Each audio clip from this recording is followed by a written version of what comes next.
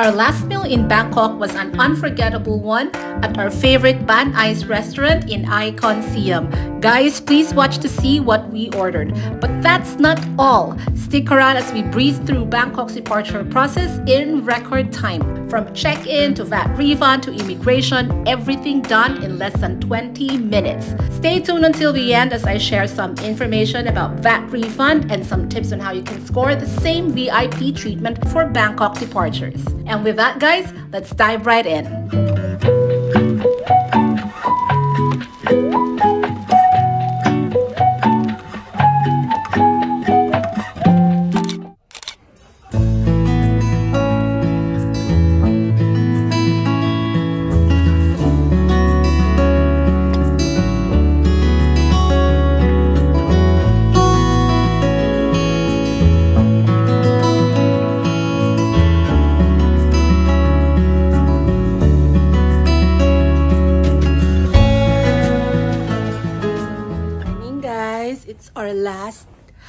Hindi pa pala last day, second to the last day in Bangkok. And nag-start na akong mag-empake kasi gusto kong makita kung ano ba yung space na meron kaming left in our bags at kung ilang kilos pa yung meron kami pwede para makapag-shopping kami mamaya. And if kulang naman talaga yung space at saka yung kilos, di makabili kami ng extra baggage. Alala nyo yung packing vlog ko, guys. Punong-puno yung bag, diba? Kasi kaya ganon, meron akong mga things na i-consume ko dito. Meron din akong mga things na iniingatang malungkot. Ngayon, wala na. Ang dami ko ng space. No, nakabili pa ako ng shoes dyan, guys. Ito, bagong bili. At saka mga shirts na bili ko din dyan. So, lahat ng damit ko na madumi, andito na. Tapos yung mga malinis, nandito. Yung mga extra. So yung space yan, ang laki rin ang na-save. Kasi before, andito silang lahat eh. Yan. Eto, may nabili pa akong candles. So, ayan pa talaga guys, yung space ko dyan. Wait lang, makalat ah. Kung saan ako, ayusin ko na yan in a while. So, doon naman yung kanya. Ano lang yan, pag naayos ko na yan, malaking space ulit yan. Mukha lang siyang bulky kasi yung pagka-fold sa kanya, diba? Mataba. Doon muna sila ngayon sa clinic for the last day, no? May 2 hours kami doon na sort of like a mini treatment. And then, after nun, tapos na kami. Pwede na kaming gumala. Free and easy na kami dito. So, yan. Plano kong mag-mall and magbili ng konting shopping lang. So, tapusin ko muna guys yung konting clean up dito. Tomorrow naman, we will leave the hotel ng mga 10 AM. Pinahanda na rin ng clinic yung van for 10 AM tomorrow. Tapos nag-book nga pala ako guys ng fast track para hindi na kami matagalan sa immigration. Guys, balikan ko kayo ulit later.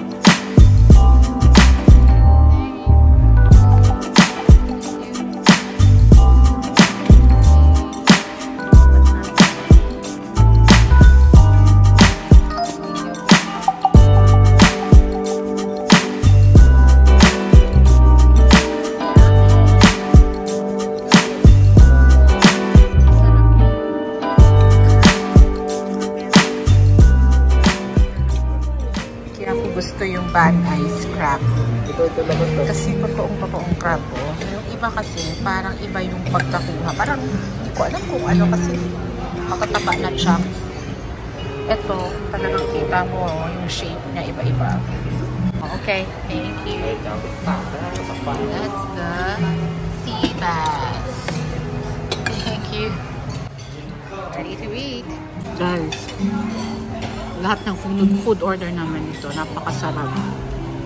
Sobrang sarap lahat talaga.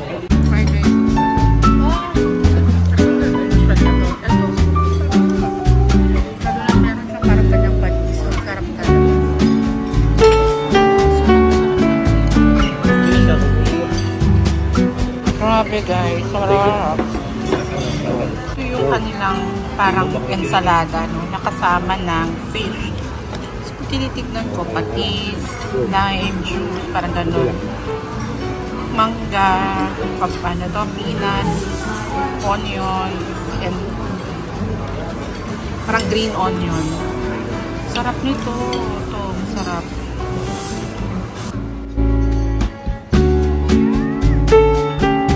Got Volvo and BMW in the mall. Amazing. Sarap dito. Very yummy. Ang sarap-sarap. Very creamy. Tapos yung fruit, guys, just ko napaka-fresh. Kita nyo ba yung nagpapawisan? Like, super good. Like, really good, guys. Super. Meron pa? Give me. Guys, this is the Korean brand. This is Alan. Some people call it Alan. Okay, I'm gonna go inside H&M.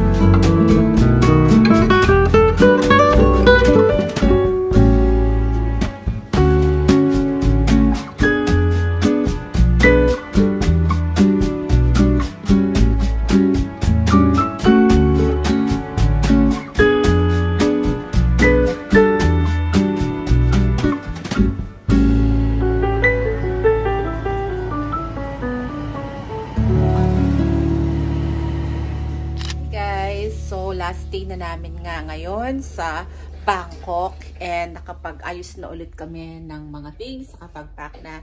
Inintay na lang namin yung van, tapos mag-check out na kami and then proceed to the airport.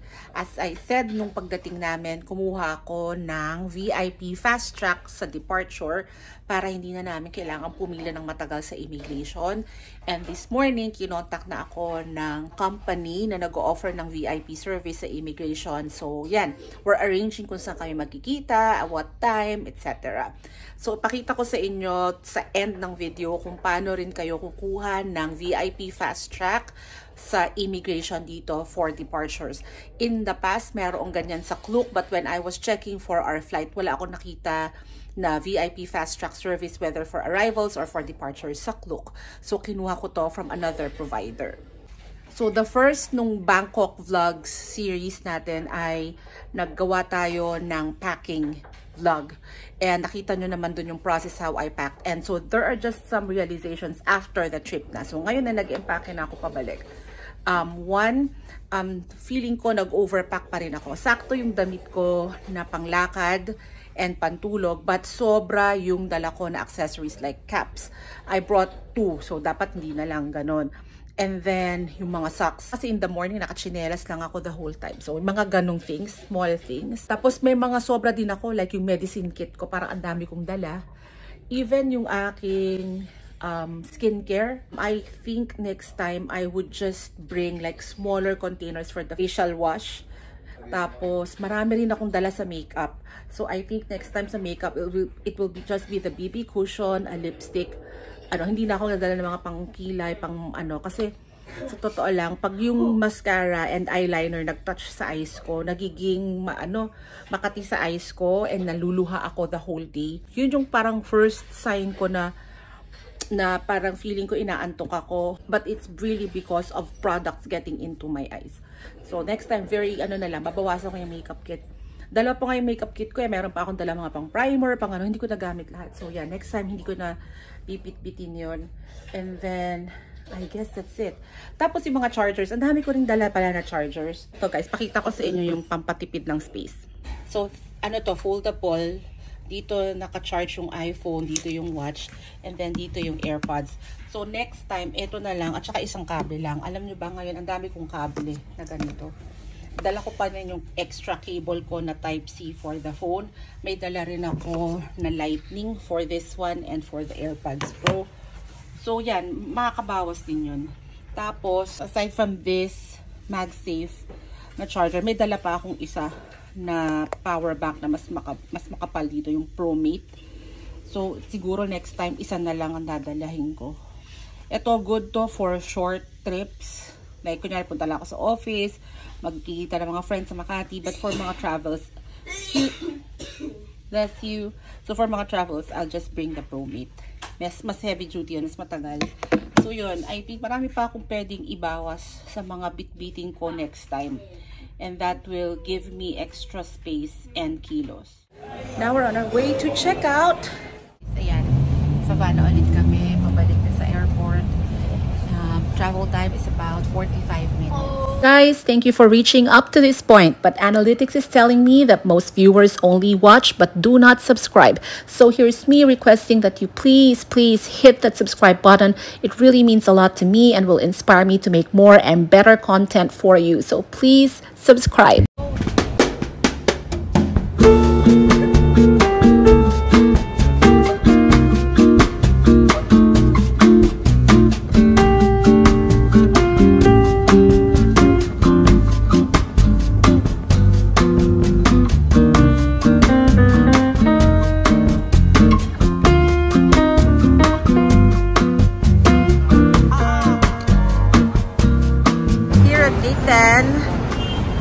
This is the meeting point for the fast track. So the two ladies are from the fast track service, VIP service.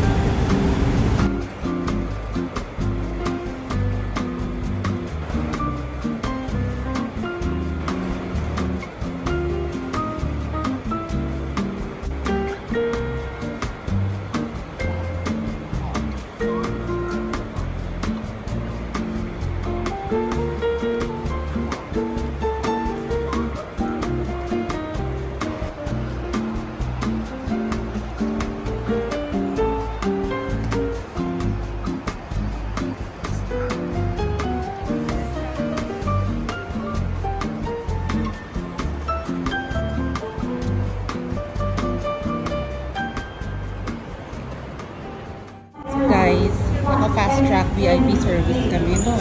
So, I think dalawang ate na naka-blue. Nag-guide sa amin. And sila yung nasa unahan. So, from sila to.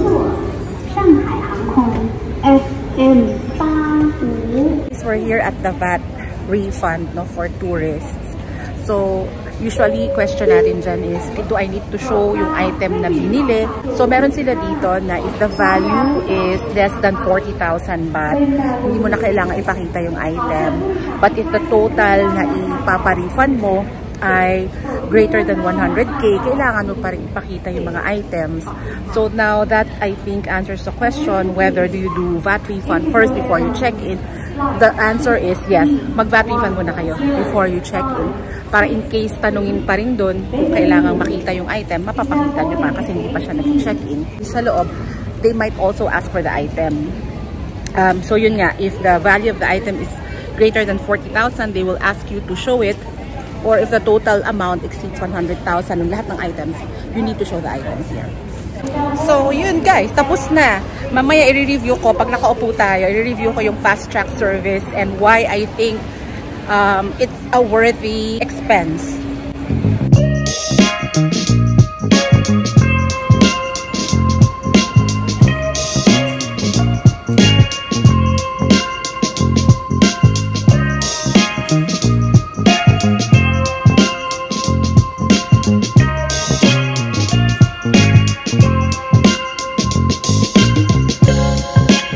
head, neck, and shoulder. That's really nice.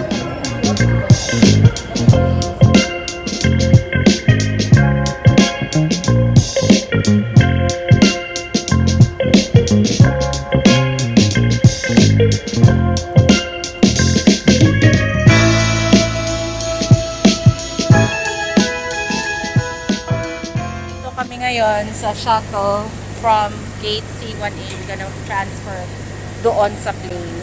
So, kailangan muna namin sumakay ng shuttle.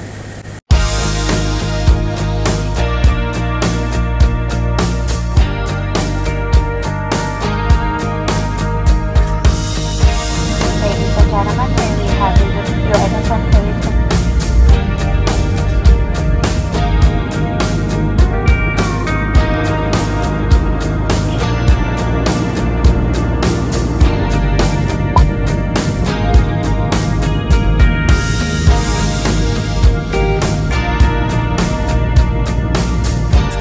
Hindi pa rin kami nakakaland.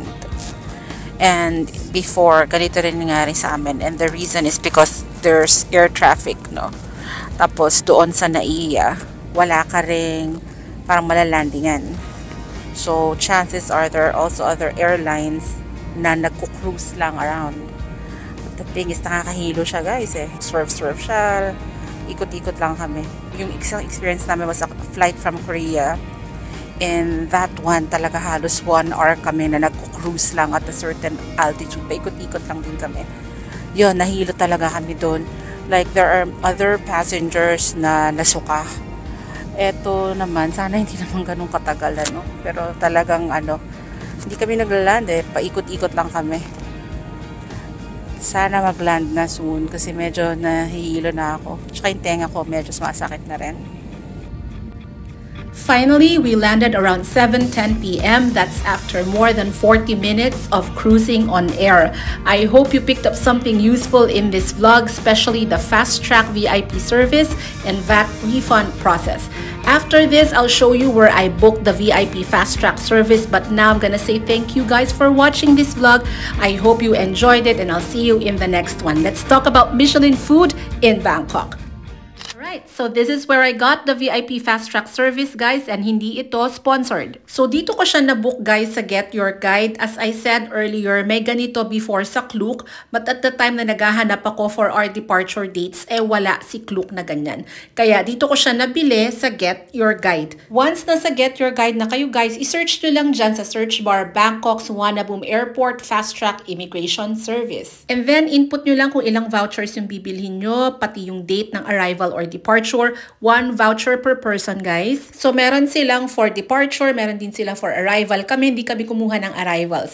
By the way guys, magkaiba yung bayad dun ha. So yung kinuha namin ay for departures lang. Mas mura yung arrival kesa sa departures. After choosing the right voucher for you, kailangan yung i-input yung time. So time of arrival or time of departure. And then, dadalhin na kayo sa payment page. So, after nyo mabayaran, ganun na yun guys. Tapos na, ganun kabilis mag-book ng voucher for VIP Fast Track Service. And then, 1 day before the arrival or departure, someone from the company will contact you. Mag-a-arrange siya kung anong oras kayo dapat na sa airport at saan kayong gate magkikita.